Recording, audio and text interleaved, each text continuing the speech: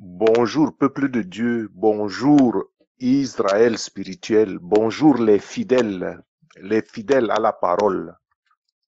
J'ai promis lors de ma dernière exhortation que je vais vous montrer quelque chose de puissant dans les Saintes Écritures au sujet du sang versé à Golgotha par rapport à l'ancienne loi qui interdisait aux Israélites de manger le sang. Mais l'actualité l'oblige, je vais compléter ce que je n'ai pas dit au sujet du pape François qui nous a quittés il y a 3 jours, le 21 avril 2025. Paix à son âme, paix à son âme, paix à son âme. Nous prions le Seigneur de désarmer sa justice et d'accorder sa miséricorde. Et en dépit de ce que le monde peut dire et reconnaître au pape François dans son action et dans son pontificat, il ne faut jamais oublier qu'un homme reste un homme, fût-il pape, et que Dieu reste Dieu, souverain créateur de notre monde. Dieu est sa parole, et cette parole est esprit et vie, et cette parole ne rentre pas à lui sans avoir accompli ses desseins. Je dis que Dieu reste Dieu, Dieu est créateur et Dieu n'a pas d'autre moyen pour nous conduire que de nous donner sa parole, de nous donner ses instructions dans notre libre arbitre. Il nous a donné le libre arbitre, il nous a laissé de faire ce que nous voulons faire, mais il a donné sa parole et il veut que cette parole soit respectée. Et voilà pourquoi, même dans son amour, il a été obligé de chasser Adam et Ève du paradis. Et ça veut dire que si nous aussi, nous ne respectons pas la parole de Dieu, si nous ne suivons pas ses voies, il nous sera obligé de rentrer auprès de lui, bien qu'il soit amour. Et donc, Dieu et sa parole sont un. Et je dis que cette parole est esprit et vie. Et cette parole ne rentre pas à lui sans avoir accompli ses desseins. Même si Dieu dit en Jérémie au chapitre 29, verset 11, Dieu dit, « Je connais les projets que j'ai formés sur vous, dit l'Éternel, projets de paix et non de malheur, afin de vous donner un avenir et de l'espérance. » Je connais les projets que j'ai formés sur vous, dit l'Éternel, projets de paix et non de malheur, afin de vous donner l'avenir et de l'espérance. Je vais vous rappeler ici que quand on parle de paix ici, ce n'est pas la paix à la manière du monde, à la manière des hommes. Ce n'est pas la paix de telle sorte que vous menez une existence tranquille dans le péché et vous pensez que c'est la paix. Parce que cette paix que vous voyez certains avoir, c'est cette paix-là que Satan donne parce qu'il sait qu'il a gagné certaines âmes. Il donne la paix parce qu'il est sûr qu'à la fin, c'est les âmes qui vont à la perdition. Ce n'est pas de cette paix que Dieu parle. Parce qu'il n'y a pas de paix dans le péché. Donc, quand Dieu dit projet de paix et non de malheur, ça ne veut pas dire maintenant que, et vous allez le comprendre dans mon exhortation de ce matin. Dieu veut nous donner en tant que Dieu, il veut nous donner la paix et l'espérance. Et la paix qui vient de Dieu n'est pas synonyme de la paix du monde telle que les gens se le représentent. Dieu veut nous donner un avenir et de l'espérance. Cet avenir, cette espérance qu'avaient Adam et Ève bien avant le commencement ou bien dès le commencement du monde, au commencement de la création, cette paix et cet avenir qu'avaient Adam et Ève auprès de Dieu, vivant avec Dieu, ensemble avec Dieu. Et l'on ne peut pas vivre avec Dieu quand on est dans la rébellion, quand on est dans la désobéissance, quand on ne suit pas ses voies, parce que Dieu a créé un monde agencé et ordonné qui doit respecter ce que lui, Dieu, s'est défini parce qu'il sait là où il veut nous amener. Et donc, par conséquent, La mission d'un homme sur terre n'est réussie que lorsque celui-ci accomplit les plans de Dieu pour sa vie. Je répète, la mission d'un homme sur terre n'est réussie que lorsque celui-ci accomplit les plans de Dieu pour sa vie et non faire les compromis d'hommes avec les besoins et la volonté des hommes. Ça, il y a une grande différence là-dedans. Je répète, la mission d'un homme sur terre n'est réussie que lorsque celui-ci accomplit les plans de Dieu pour sa vie. Et il y a donc lieu de demander toujours à Dieu de nous donner un esprit de sagesse, un esprit d'intelligence, de nous donner la sagesse et la révélation dans la connaissance de sa parole. Parce qu'il y a quelque chose de très subtil dans notre monde. Il y a quelque chose de très subtil dans notre monde. Et Dieu dit, si Satan a pu s'enraciner dans votre monde, si Satan a pu s'enraciner dans notre monde, pourquoi penserions-nous qu'il n'est pas entré dans l'Église? Si Satan s'est enraciné partout, il a fait toutes ces ramifications, pourquoi penserions-nous qu'il n'est pas entré dans l'Église? Et voilà pourquoi il est important d'aller loin dans la foi, aller loin dans la foi et lutter pour entendre la voix de Dieu, et lutter pour entendre la voix de Dieu et savoir la discerner de la voix de Satan qui nous suggère toutes sortes de mensonges. Et ne pas se limiter à être emporté par tout vent de doctrine. Parce qu'il y a des doctrines qui sont humainement bonnes, mais quand on lit les saints écrits, on se rend compte que ce sont des doctrines d'hommes. Ce n'est pas la volonté de Dieu qui est écrite. Parce que Dieu ne peut pas faire ménage avec Satan. Dieu aime tous les hommes et si l'homme veut retourner à Dieu, il faut qu'il abandonne ses mauvaises voies. Il faut que l'homme abandonne ses mauvaises voies et épouse la volonté de Dieu, la parole de Dieu, seul qui est en mesure de nous donner la vraie paix, la paix de l'âme. Parce que sinon, le même chaos qu'il y a sur la terre, on le retrouverait au ciel. Voilà pourquoi il est important que la volonté de Dieu soit respectée en tant qu'autorité. Donc, lire la parole de Dieu est très essentiel afin de dépister les subtilités de Satan qui veut perdre les âmes. Pourquoi? Parce qu'un éleveur, qu'est-ce qu'il fait? Un éleveur nourrit ses poules pour le jour du marché. Et donc, Satan peut bien aussi donner des richesses à quelqu'un, sachant que cette personne est sur la mauvaise voie. Et que au final, il va vous gagner. Et par conséquent, vous pouvez souffrir parce que Dieu veut vous ramener sur la bonne voie. Et donc, il faut faire très attention. Quand vous souffrez, quand vous avez des difficultés, ne pas toujours regarder aux autres ce qu'ils ont et ce qu'ils font. Je ne juge personne et je n'incite ni à la haine, ni à la guerre, ni à la révolte, ni au combat des autres religions. Non. Je dis que je ne juge personne et je n'incite ni à la haine, ni à la guerre, ni à la révolte. Cependant, cela peut sembler très beau. Paix à son âme, le pape est mort, paix à son âme. Mais il est question des âmes qui restent vivantes, parce que les autres âmes vont aller au jugement devant Dieu, mais les âmes qui restent et qui ont en souvenir des âmes qui sont déjà parties, cela peut avoir une grande influence et une grande incidence sur votre vie et sur votre vie à venir. Et je disais donc qu'il peut sembler très beau que le pape François, de son vivant, il s'est beaucoup engagé dans l'entente entre les différentes religions, allant jusqu'à prôner la tolérance religieuse. Pas seulement l'entente entre les différentes cultures religieuses, il est allé jusqu'à prôner la tolérance religieuse. Vous vous rappelez du fameux document Fiducia Supplicant, Fiducia Duplicante, qui a failli amener même une scission au sein de l'Église. Fiducia Supplicante est ce projet initié par le pape François le 18 décembre 2023, invitant les prêtres catholiques à bénir les couples homosexuels. Ma question est,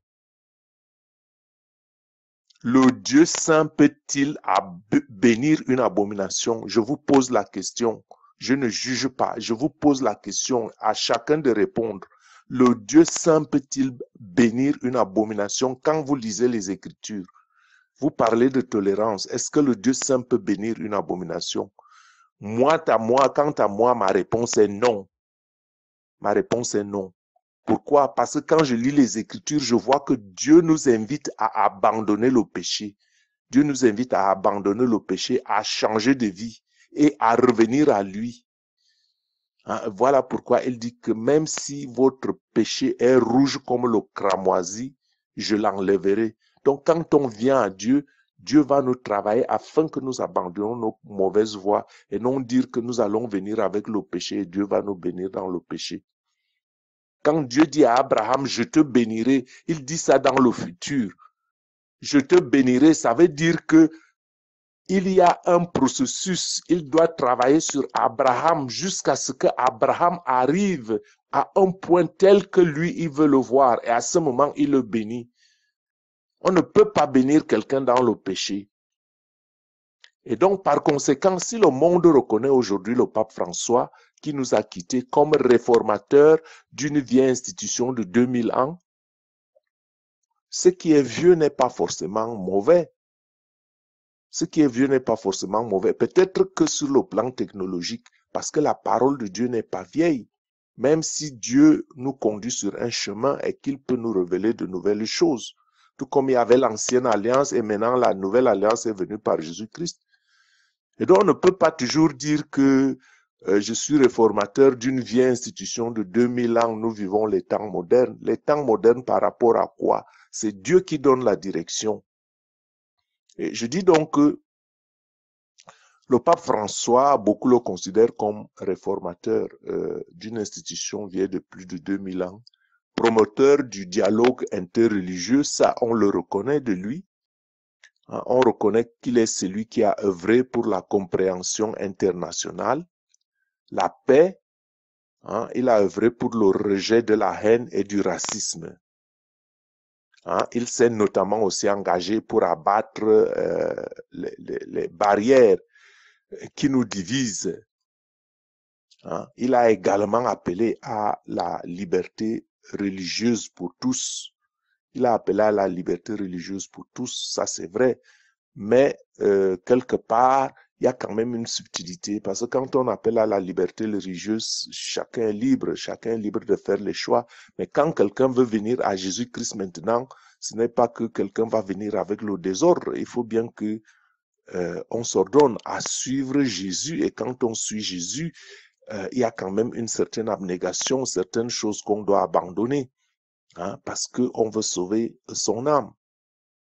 Donc, le pape François a appelé à la liberté religieuse pour tous, affirmant qu'il est important de faire tomber les barrières qui nous divisent.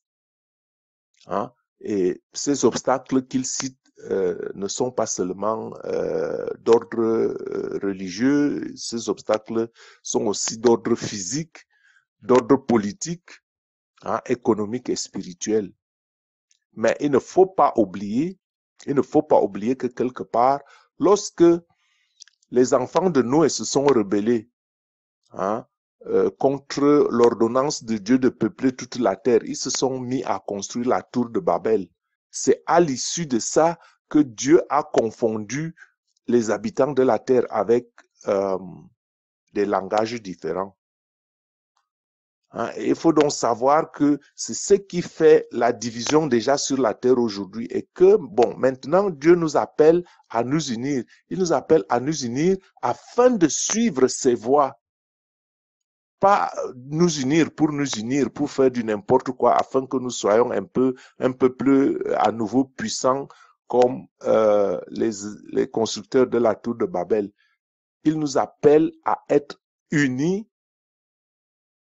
un même cœur, dans sa volonté, sous sa conduite. Et donc, si ces obstacles physiques, politiques, économiques et spirituels ne nous amènent pas à obéir à la parole de Dieu, alors c'est peine perdue. Hein, ce serait un entendement humain. Hein. À la mort du pape émérite Benoît XVI, par exemple, le 31 décembre 2022, bon, Netanyahou lui a rendu un grand hommage comme un grand chef spirituel, hein, parce que il s'était pleinement engagé aussi dans la réconciliation historique entre l'Église catholique et le peuple juif. Hein. Benoît l'avait fait. Et par conséquent, voilà pourquoi Netanyahou, le premier ministre israélien, a qualifié Benoît XVI de véritable ami de l'État d'Israël et du peuple juif. Bon, moi cependant, je ne cautionne ni les voix du pape Benoît, ni la politique de l'Israël géographique. Je me rends seulement compte que le pape François, lui, par contre, a eu un regard très critique à la politique israélienne, qu'on peut bien aussi critiquer, parce que c'est vrai que quand on parle du peuple d'Israël aujourd'hui, le peuple d'Israël aujourd'hui, ce n'est plus l'Israël géographique, hein, parce que ils ont rejeté Jésus-Christ et l'ont crucifié. Le peuple d'Israël aujourd'hui, c'est l'Israël spirituel, c'est-à-dire ceux qui mettent leur foi en Jésus-Christ. Ceux qui mettent leur foi en Jésus-Christ. Et cela est indexé dans les Écritures, parce que lorsque Moïse est le symbole de l'ancienne loi, de la loi, hein, celui qui a conduit le peuple d'Israël, l'Israël géographique, là où ils sont là, entre les peuples arabes. Hein, lorsque donc Moïse, au chapitre 17 de Matthieu, Moïse, le symbole de la loi, et Élie, le symbole des prophètes, hein, lorsqu'ils sont apparus à Jésus-Christ lors de sa transfiguration, en Matthieu au chapitre 17, comme je dis, une nuée lumineuse les avait couverts. Et voici une voix se fit entendre de la nuée. Et cette voix disait, celui-ci est mon fils, en qui j'ai mis toute mon affection, écoutez-le. Celui-ci est mon fils, en qui j'ai mis toute mon affection, écoutez-le. Ça veut dire que tout ce que nous faisons, nous devons le faire en fonction et en conséquence de la parole et de l'évangile de Jésus-Christ. Ce qu'il a fait, ce qu'il a prôné. Il a prôné la paix, il a prôné l'amour. L'amour entre les hommes, la paix entre les hommes. Mais il est le même Jésus qui a aussi dit que je suis venu apporter la paix. Ne pensez pas que je suis venu apporter la paix sur la terre. Donc, quand Dieu a dit écoutez-le, ça veut dire que écoutez-le, écoutez Jésus, alors qu'il est en présence de Moïse et de Élie. Ça veut dire que Jésus est la voie, le chemin, la vérité et la vie. Jésus est la voie, je veux dire le chemin, la vérité et la vie. C'est Jésus, cette parole qui s'est faite chair. Or, François a plaidé, par exemple, avec Fiducia Supplicans, comme j'ai dit tout à l'heure, la bénédiction des couples de même sexe en 2024. Or, loin pour moi de faire un jugement personnel, une discrimination ou quoi que ce soit, il est quand même impossible pour les chrétiens fidèles d'accepter des idéologies inhumaines promues par un Occident déchristianisé, un Occident décadent, une morale décadente, un monde pervers, des choses infâmes, les hommes qui vont avec les hommes, les femmes qui vont avec les femmes. Nous sommes d'accord pour la tolérance et pour la paix, mais la paix à quel prix? La tolérance à quel prix? Au prix de la parole de Dieu. C'est l'homme qui doit se reformer, se reconvertir à la parole de Dieu et non rabaisser la parole de Dieu selon l'abomination des hommes. Et je dois dire ici, pour aller loin, qu'il ne s'agit pas non plus d'une fusion de religion. Il ne s'agit pas d'une fusion de cultures différentes qui croient en des choses différentes pour dire que nous voulons la paix. Jésus a dit, comme je le disais tout à l'heure, je ne suis pas venu apporter la paix sur la terre. Bien qu'il soit le roi de paix, il y aura la paix sur la terre lorsque la rébellion aura cessé, lorsque la rébellion sera vaincue, lorsque toute chose serait soumise à la volonté de Dieu, et lorsque Dieu aura mis ses ennemis sous ses pieds. La volonté de Dieu est dans sa parole. Je disais tout à l'heure que, saviez-vous que les éleveurs nourrissent ces volailles et les entourant de soins pour le jour du marché, parce qu'ils doivent finir leur course dans une marmite? Donc, Satan aussi fait la même chose. Satan peut vous entourer de soins, sachant que le jour X, il aura gagné votre âme. Et Satan ne peut pas faire bon ménage avec Dieu. Et voilà pourquoi quand on parle de fait, il faut savoir déjà de quoi on parle. Supposez que vous ayez un partenaire ou une partenaire sataniste. Qu'est-ce que vous pensez qu'il fait? Comme un éleveur, il vous entoure de soins au grand jour. Mais à l'heure venue, à l'heure X la nuit, il vous vendra et posera votre tête sur un plateau. Il vous sacrifiera. Christ, lui, s'est sacrifié. Il a donné sa vie pour une bonne cause, afin que nous soyons sauvés et retournions dans la vie de la félicité qui était auprès de Dieu avec Adam et Ève. Et eux autres, Satan est un copieur. Quand il copie les sacrifices, il fait les sacrifices, mais pas pour une bonne cause. Il fait des sacrifices pour des biens passagers et périssables. Donc, quelque part, la volonté de Dieu, c'est la paix, mais c'est cette paix de ramener toutes les croyances en une religion n'est pas la vérité. Cette paix de ramener toutes les croyances en une religion n'est pas la vérité, parce que une religion qui ne respecte pas la parole de Dieu, parce qu'on essaiera de faire de la compromission, on fera des compromis entre, bon, tel veut ceci, tel autre fait ceci, afin que nous soyons ensemble, rejetons ceci, prenons ceci et prenons une voie commune. La vérité, c'est la parole de Dieu. La vérité, c'est la parole de Dieu, telle que apportée par Jésus-Christ. Celui-ci est mon Fils, en qui j'ai mis toute mon affection, en qui j'ai mis toute mon affection. Écoutez-le. Ramener toutes les croyances en une seule religion n'est pas la vérité, c'est le faux chemin. C'est la volonté d'un homme, pas celle de Dieu. Dieu créateur qui aime certes l'homme, mais qui est ferme, de sorte que sa loi et sa parole doivent être respectées. Et Dieu doit être reconnu comme seul et unique créateur, seul souverain. Et sa parole est oui et amen. Ça ne se discute pas. Ce ne sont pas les philosophies d'hommes. Et voilà pourquoi Paul dit en 2 Corinthiens au chapitre 10, versets 4 à 6, les armes avec lesquelles nous combattons ne sont pas charnelles, mais elles sont puissantes par la vertu de Dieu pour renverser des forteresses. Nous renversons les raisonnements et toute hauteur qui s'élève contre la connaissance de Dieu. Nous renversons les forteresses, nous renversons les raisonnements et toute hauteur qui s'oppose, qui s'élève contre la connaissance de Dieu. Et la connaissance de Dieu, c'est la sanctification. Dieu est saint, vous serez saints comme je suis saint. Nous amenons toute pensée captive à l'obéissance de Jésus-Christ. Nous amenons toute pensée captive à l'obéissance de Jésus-Christ. Nous amenons toute pensée captive à l'obéissance de Jésus-Christ. Et nous sommes prêts aussi à punir toute désobéissance. Nous sommes prêts à punir toute désobéissance. Donc attention, sachez que quoi que vous fassiez, vous aurez à rendre compte à Dieu de votre obéissance. Avez-vous suivi sa parole ou avez-vous donné des instructions, des philosophies d'hommes?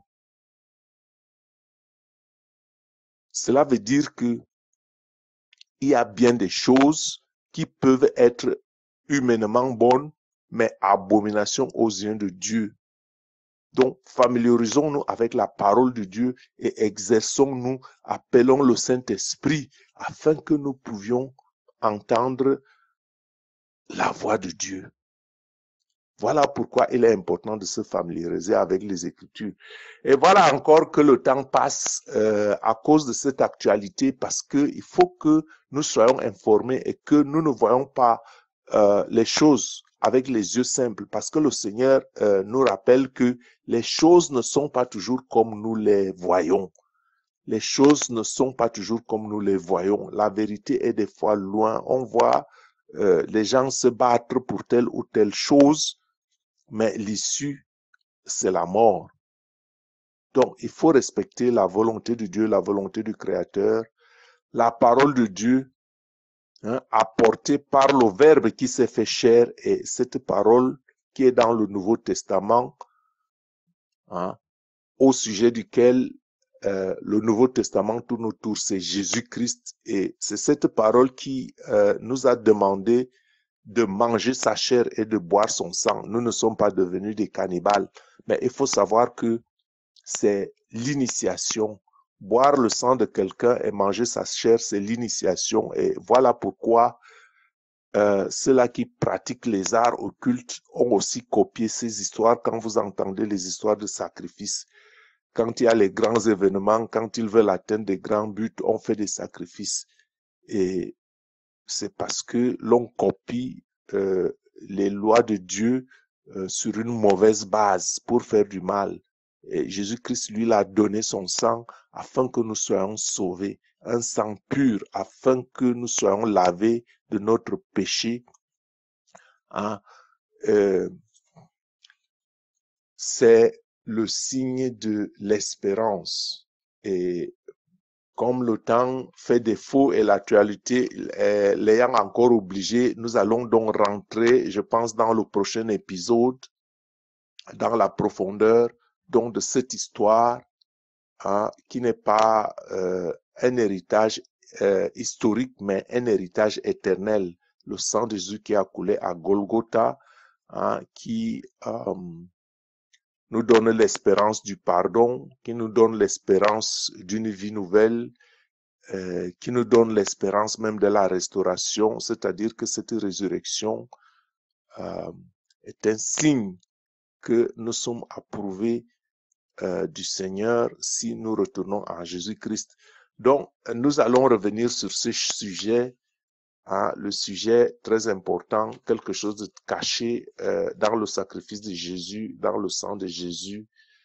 Et je vous quitte ici pour ne pas être très long. Je suis votre frère et serviteur Gabriel Messi. Je pense que cette exhortation vous aura apporté quelque chose, que la paix, pas pour la paix de Dieu est une chose, la paix des hommes est une autre chose. On ne peut pas avoir de paix dans le péché.